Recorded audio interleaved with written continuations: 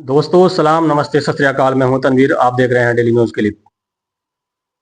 आज बात करते हैं 9 बड़ी खबरों की। नेतन्याहू ने कतर हमले पर कतर पीएम से माफ़ी मांगी।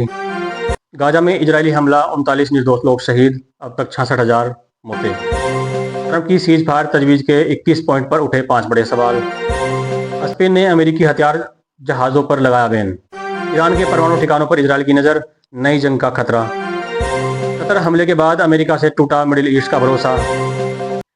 यमन के हूथियों का लाल सागर में डच कार्गो शिप पर बड़ा हमला। गाजा सिटी में इजरायली टैंक पर हमास का सीधा वार।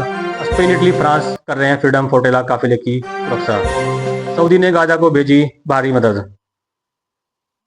बात करते हैं पहली बड़ी खबर की। दोस्तों, पहली बड़ी खबर आती है इजराइल से।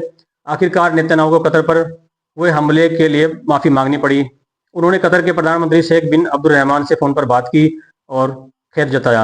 लेकिन सवाल यह है कि यह माफी अब क्यों?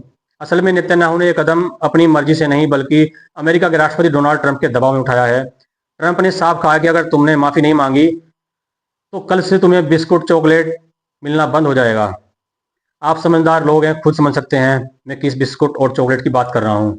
ट्रंप कई दिन से कोशिश कर रहे थे, बेटा अंकल को सॉरी बोलो नहीं तो तुम्हें कोई खिलौना नहीं मिलेगा। अब नेतन्याहू जिद्दी किस्म का बच्चा ठहरा। मनाते मनाते टाइम तो लगना ही है। असल में सीज फायर पर बातचीत कतर की कोशिश से ही आगे बढ़ रही थी। होस्टेज की रिहाई का रास्ता भी कतर की मध्यस्थता से ही आगे बढ़ रहा था। लेकिन नेतन्याहू के जिद्दी रवैये की वजह से बातचीत अब ठंडे बस्ते में पड़ी है। अब जाकर नेतन्याहू को झुकना पड़ा। ये माफी भले ही देर से आई हो, लेकिन इसने साफ कर दिया कि अमेरिका भी इजराइल पर दबाव डाल रहा है। बात करते हैं दूसरी बड़ी खबर की। आज गाजा का आसमान फिर से धुएं और बारूद से भर गया। इजरायली हमले में 39 निर्दोष लोग शहीद हो गए और दर्जनों लोग घायल हुए। सिर्फ गाजा सिटी की बात करें तो यहाँ 16 लोग मारे गए हैं। मुखय्यम शाती कैंप को हवाई और जमीनी हमलों से तबाह किया गया है। सोचिए दोस्तों, वे लोग जिनके पास खाना पानी तक नहीं, उनके पास हथियार क्या होंगे? उनके ऊपर इजराइल एयर स्ट्राइक कर रहा है। इजराइल इससे सेल्फ डिफेंस कहता है, लेकिन अब तक सेल्फ डिफेंस के नाम पर 66,000 से ज्यादा लोगों को मौत के घाट उतारा जा चुका है। इनमें औरतें और बच्चों की संख्या सबसे ज्यादा है। क्या इस कत्लेआम का क्या इस कत्लेआम को सेल्फ डिफेंस कह सकते हैं? बिल्कुल नहीं, ये नरसंहार है, जनसंहार है। दुनिया देख रही है कि इजराइल हमास से नहीं बल्कि बेगुनाह नागरिकों से लड़ रहा है, बेगुनाह लोगों से अपना बदला ले रहा है। उधर संयुक्त राष्ट्र की रिपोर्ट के मुताबिक दुनिया में सबसे ज्यादा बच्चे अगर किसी जंग में मारे गए हैं तो वो इसी जंग में मारे गए हैं। अब बात करते हैं ट्रंप के उस बड़े प्रस्ताव की जो उन्होंने मिडिल ईस्ट में शांति लाने के लिए रखा है। ट्रंप ने 21 पॉइंट का सीज फायर प्लान पेश किया है, लेकिन अभी से उस पर सवाल उठने लगे हैं। ट्रंप पर यूरोप और मिडिल ईस्ट का भारी दबाव है, इसलिए वो नेतन्याहू पर डील के लिए प्रेशर बना रहे हैं। लेकिन समस्या यह है कि नेतन्याहू अपनी कट्टरपंथी कैबिनेट से बाहर कोई फैसला नहीं ले सकते। अब देखते हैं इस प्रस्ताव की 5 बड़ी खामियां कौन कौन सी हैं। पहली प्रॉब्लम, गाजा की अस्थायी सरकार।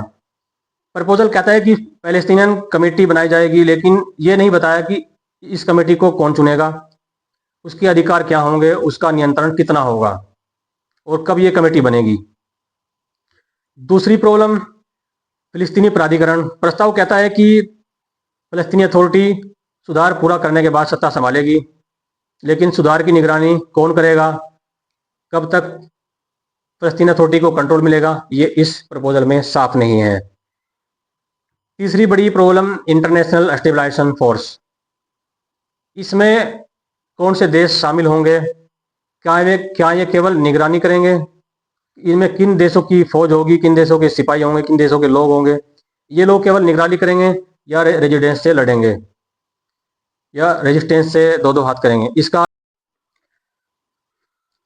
तीसरी problem, international stabilization force ISF। इसमें किन किन देशों के सिपाही शामिल होंगे, किन किन देशों के लोग शामिल होंगे, कौन कौन से देश शामिल होंगे? क्या ये केवल निगरानी करेंगे या फिर रेजिस्टेंस से दो दो हाथ करेंगे? इसका अभी तक जनादेश साफ नहीं है। इसराइल की वापसी, चौथी बड़ी प्रॉब्लम। कहा गया है कि माइलस्टोन और टाइम फ्रेम के बाद हिसाब से इसराइल हटेगा, लेकिन ये मापदंड कौन तय करेगा कि टाइमलाइन क्या होगी, माइलस्टोन क्या होंगे? हो सकता है इसराइल होस्टेज लेने के बाद परमानेंटली कब्जा करके बैठ जाए। उसकी बातों पर कैसे भरोसा किया जा सकता है? पांचवी प्रॉब्लम, जो पांचवी परेशानी, इस पांचवी खामी है इस समाधान में। पांचवी खामी, फिलिस्तीन की राज्य स्वायत्ता। क्या इस प्रस्ताव में कभी फिलिस्तीन को असली राज्य का दर्जा मिलेगा? ये सिर्फ एक अधूरा सपना या समझौता कह सकते हैं। दोस्तों, इन सवालों का जवाब मिले ये तजवीज़ आगे बढ़ना मुझे मुमकिन नहीं लगती। अब रुक करते हैं चौथी बड़ी खबर का। स्पेन ने ऐतिहासिक कदम उठाते हुए अमेरिका के उन जहाज़ों पर रोक लगा दी है जो इजराइल को हथियार ले जा रहे थे। अगर स्पेन ने साफ कर दिया है कि अब कोई भी जहाज अगर इजराइल को हथियार पहुंचाएगा तो उसे उनके बंदरगाह से नहीं गुजरने दिया जाएगा। ये फैसला दिखाता है कि यूरोप अब इजराइल से खुलकर नाराज है। स्पेन का मानना है कि ऐसे सख्त एक्शन से ही गाजा का मुद्दा सुलझ सकता है। रुक करते हैं पांचवी बड़ी खबर का। नेतन्याहू ने आज बड़ा खुलासा किया है। उन्होंने कहा कि इजराइल को ईरान के परमाणु गोदामों की पूरी जानकारी है। अगर जरूरत पड़ी तो उन पर हमला किया जा सकता है।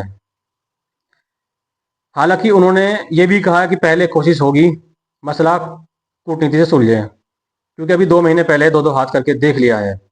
हालांकि लेकिन साफ है कि अगर हमला हुआ तो आग सिर्फ गाजा तक सीमित नहीं रहेगी बल्कि पूरा मिडिल ईस्ट जल उठेगा। करते हैं छठी बड़ी खबर का। सऊदी प्रिंस तुर्की अल फैसल ने प्रेस कॉन्फ्रेंस में अमेरिका पर सीधा हमला किया है। उन्होंने कहा है कि मिडिल ईस्ट को अपनी सुरक्षा खुद करनी पड़ेगी। दोस्तों, ये बयान इस बात का सबूत है कि कतर हमले के बाद अमेरिका से पूरा मिडिल ईस्ट भरोसा खो चुका है। इसी के डर से मिडिल ईस्ट पाकिस्तान से डिफेंस डील कर रहा है। इसी के लिए अमेरिका बार बार बगराम एयरबेस की डिमांड कर रहा है, क्योंकि उसको भी नए एयरबेसेस चाहिए। सातवीं बड़ी खबर, हूतियों का नया हमला। यमन के हूतियों ने एक बार फिर लाल सागर को लाल कर दिया है। हमले में कई क्रू मेंबर घायल हो गए, जिन्हें जिबूती अस्पताल में भर्ती कराया गया है। हूती चाहे कितनी भी मार झेले लेकिन अपने इरादे और कमिटमेंट से पीछे नहीं हटने वाले। उन्होंने कमिटमेंट दिया है जब तक इजराइल गाजा के ऊपर हमला करता रहेगा तब तक वो इजराइल को ऐसे ही नुकसान पहुंचाते रहेंगे। इसमें इजराइल हो या उसके हामी हो, वो उनको छोड़ने वाले नहीं है।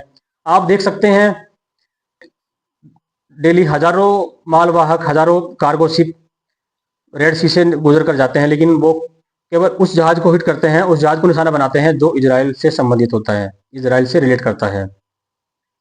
अब दोस्तों बात करते हैं आठवीं बड़ी खबर का। गाजा सिटी में हमास ने सीधा इजराइल टैंक को निशाना बनाया है। ये टैंक 7वीं ब्रिगेड की 87वीं बटालियन का हिस्सा था। इस टैंक में 5 सिपाहियों की घायल होने की खबर है।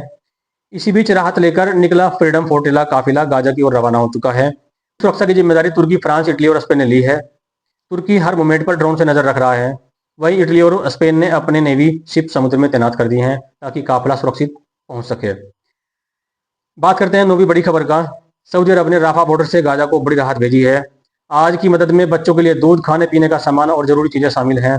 दोस्तों, ये मदद गाजा के उन मासूमों के लिए है जो महीनों से भूख और बीमारी से जूझ रहे हैं। दोस्तों, खबर कैसी लगी आप कमेंट में जरूर बताइए।